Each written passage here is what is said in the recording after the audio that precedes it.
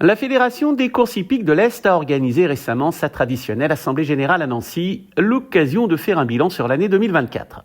Une trentaine de participants étaient présents, parmi eux des représentants des institutions nationales et régionales, les présidents des sociétés de courses, des membres du Conseil régional, le PMU, le groupe Carus, l'Institut français du cheval et de l'équitation, ainsi que le Conseil des chevaux du Grand Est. Concernant les chiffres, les enjeux sont en augmentation par rapport à 2023.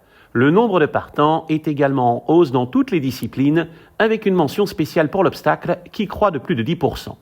Concernant les entrées payantes, Vittel réalise un score incroyable avec une augmentation de fréquentation de 27%, Strasbourg avec 13% et Wissembourg 7% de spectateurs en plus se montrent également très vertueux. Sur le plan des courses premium, les quintés de Reims et Strasbourg ont généré aux alentours de 10 millions d'euros d'enjeux, étrangers compris. Près d'une quinzaine de réunions ont dépassé la barre des 4 millions d'euros. Les fêtes des hippodromes ont connu un vif succès, attirant en moyenne près de 1200 personnes. Évoquons désormais le palmarès de 2024.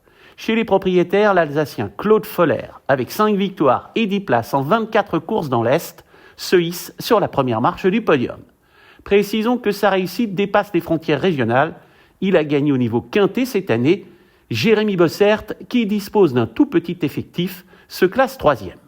Chez les entraîneurs, Yvonne Volmer l'emporte haut la main avec 10 succès et 52 places. La jument Xarine lui a offert 3 victoires, une à Strasbourg, 2 à Nancy. Pour la petite histoire, elle est détenue en partie par Claude Foller, contribuant grandement à son sacre. À noter les 8e et 10e places de Michel Krebs et Jess Paris. Chez les jockeys, cavalier seul de Pierre Bazir qui compte 8 transformations en 51 tentatives. Son dernier succès régional remonte au 11 novembre à Strasbourg avec Candyman. En obstacle, le tandem Guillaume Macaire, Hector de la Jeunesse et leur propriétaire survolent les débats. Avec 8 victoires en 20 sorties, le duo soigne ses statistiques. Du côté des jockeys, Nicolas Gaufrenic l'emporte de peu face à Baptiste Leclerc, tous deux détenteurs de 6 victoires. Seuls les accessites permettent de les départager. Au trot, la casaque de Jean-Luc est dominée par des propriétaires hollandais, la Stal Payday, représentée par l'entraîneur Basque Rebas, très performant lors de ses déplacements. Chez les entraîneurs, le très doué Romain Derieux, adepte de nos hippodromes, décroche le Graal avec 21 victoires et 30 places en seulement 54 sorties, un score qui en impose. Jean-Luc Dersoir conclut seulement 5e. Chez les drivers, le classement s'établit comme suit. Premier, Pierre-Yves Verva, suivi de Romain Derieux et Florian Desmigneux.